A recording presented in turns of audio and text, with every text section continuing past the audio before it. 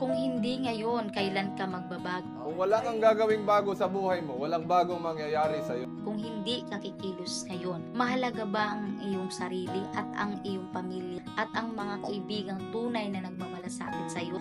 Kung hindi ka gagawa ng hakbang para pagbutihan ang iyong sarili, maaaring dumating ang panahon na mawala ang mga taong akala mo'y laging nariyan para sa iyo. Inaasahan mong may magbago. Wala ka namang ginagawang bago. May pagkakataon ka upang tulungan ang iyong sarili. Imulat mo ang iyong mga mata. Sa tuwing gigising ka sa umaga, ang bawat araw ay isang biyayang handang tumulong sa iyo hanggat kaya nila. Iwasan ang katamaran at kaartihan sapagkat hindi sa lahat ng oras ay mayroong taong nasa tabi mo para umalalay. Kaya kailangan magkaroon ka ng lakas ng loob, maging matatag, magkaroon ng makabuluhang ang iyong buhay. Kaya mo ito.